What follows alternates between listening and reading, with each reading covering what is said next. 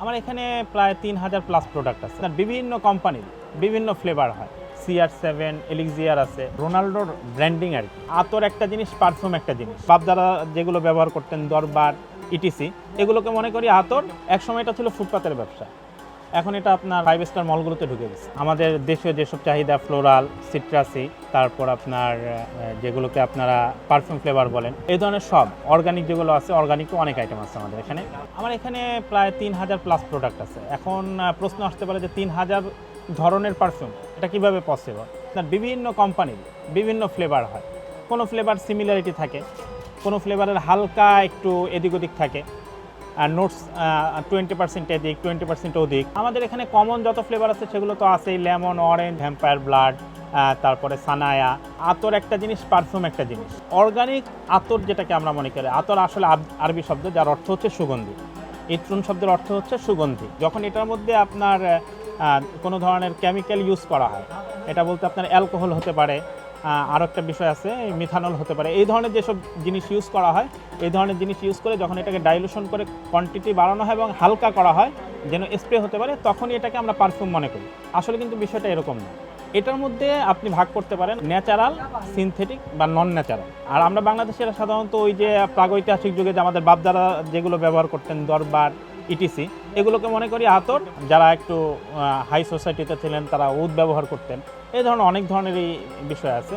একসময় এটা ছিল ফুটপাতের ব্যবসা, এখন এটা আপনার 5 স্টার মলগুলোতে ঢুকে গেছে। আন্তর্জাতিক যে মার্কেটটা পারফিউম বা আতরের, এটা আসলে অনেক বড়। সেই তুলনায় এখনও বাংলাদেশে গ্রোথ হয়নি। 212 ভিআইপি ম্যান, ক্যারোলিনা হেরেরার ওইটা নিতে পারেন, বা গুচি ফ্লোরা নিতে পারেন, গুচি গিল্টি নিতে পারেন, CR7 নিতে পারেন, প্লেট কুল নিতে পারেন, চকলেট নিতে পারেন, ডি লাভ নিতে পারেন, ডিটস নিতে পারেন। এই ধরনের হাজার হাজার আইটেম আছে। বলতে পারেন যে আপনার 80% ন্যাচারাল প্রোডাক্ট ইন্ডিয়ার উপরে নির্ভরশীল।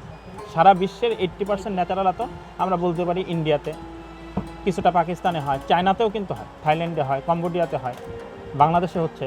বাট যদি বলেন যে মার্কেট গ্রোথের হিসেবে ইন্ডিয়া 80% নিয়ে নিচ্ছে। বড় বড় পারফিউম কোম্পানি আছে, ওরা আসলে ডিপেন্ডেবল ইউরোপিয়ান কান্ট্রিগুলোর উপর। স্পেন আছে, ফ্রান্স আছে, সুইজারল্যান্ড আছে, জার্মানি আছে। আর যেগুলো কমন ফ্লেভার, এগুলো সারা জীবন চলবে আমাদের। এখন যেটা আপনার টপ লিস্টে আছে, আজমলের ব্লু আছে, আহমেদ আল মাগরিবির কাফ আছে, তারপর আপনার CR7 এলিক্সিয়ার আছে, প্লেট কুল আছে, ইনভিক্টাস লিজেন্ড আছে, রোনাল্ডোর ব্র্যান্ডিং আর কি, আমি যতদূর জানি আর কি। সৌন্দর্য তো আসলে এটা চোখ দিয়ে দেখতে হয়, আতর নাক দিয়ে শুকতে হয়, তো সেটা দেখেই নেয়। এগুলো ব্যবহার করেই মানুষ আসলে সব ধরনের স্বাদ নেয়, আর স্বাদের মাধ্যমে আকর্ষণ তৈরি হয়। তো এই ইন্দ্রিয়গুলোর মধ্যে তো একটা আমাদের ঘ্রাণ শক্তি, তো এই ঘ্রাণ শক্তির মাধ্যমে মানুষের প্রতি আকর্ষিত হয়। শুধু রিলিজিয়াস কেন, এখন ইয়ং জেনারেশন আরও বেশি ব্যবহার করতেছে।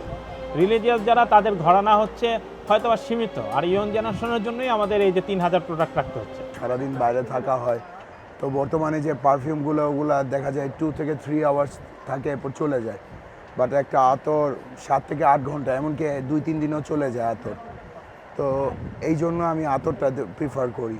স্মোকিং করলে দেখা যায় কি নর্মাল পারফিউমে স্মোকিংয়ের স্মেলটা আসে, কিন্তু আতর লাগানো থাকলে গায়ের থেকে ওই স্মোকিংয়ের ফ্লেভারটা আসে না।